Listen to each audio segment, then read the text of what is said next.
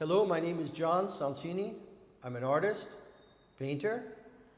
These are my paintings here, Francisco and Raul, Byron here to my left. I paint my sitters from life.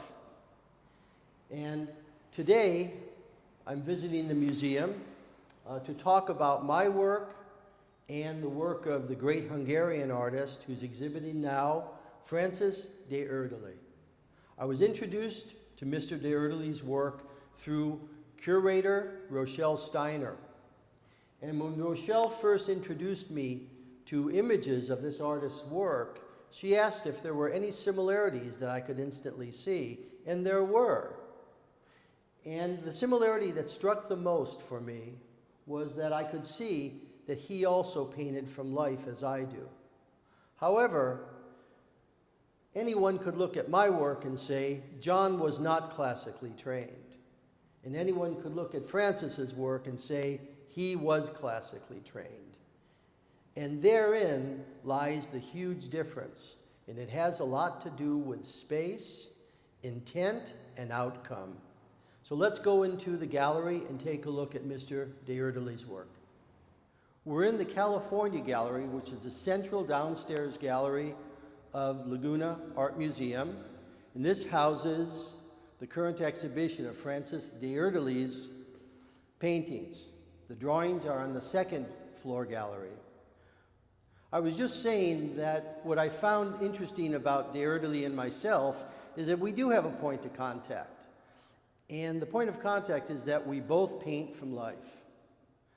However, there are a lot of differences within that one zone.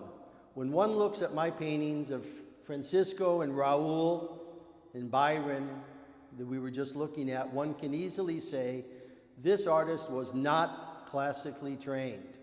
When one looks at the portraits of de Ederly, one can easily see this artist was classically trained.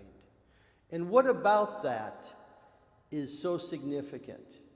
And I think it has to do with the space that each of us are working with. There's a little something that I wanted to read here very briefly that probably says more on the subject in a more direct way. These are titles for paintings from a recent catalog of my own exhibition and titles of paintings from the recent exhibition here of Francis de Ederly.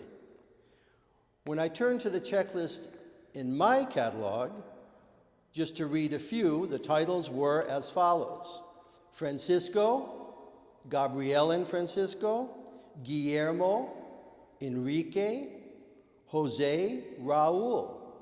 When I looked in the checklist of the de Ederly catalog, thus, woman with vase, news seller, untitled, man with hat, untitled, portrait of worker, Huey the Clown. What's the big difference there?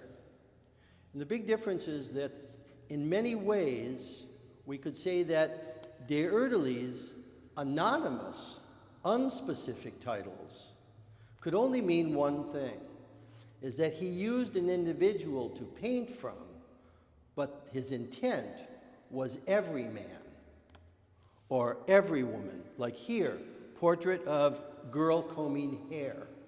He could have given her a name, but it was significant that he chose not to. And it's not a shortcoming. It has more to do with the period in which he was painting than the person he was painting.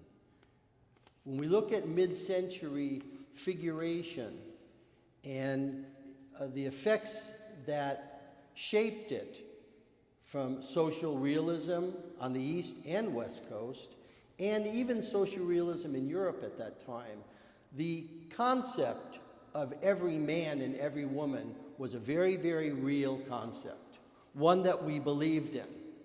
I think today, one can't really do that. Today, we have a different concept of identity. Let's travel down here a little bit. Boy cutting bread, Huey the Clown, The News Seller,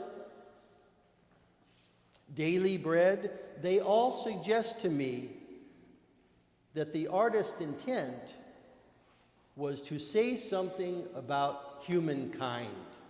And when we consider the two world wars and the personal upheaval that he faced, and finally had to fled fascism for the US in 1939, it's clear that his paintings were addressing something he wanted to say about humankind.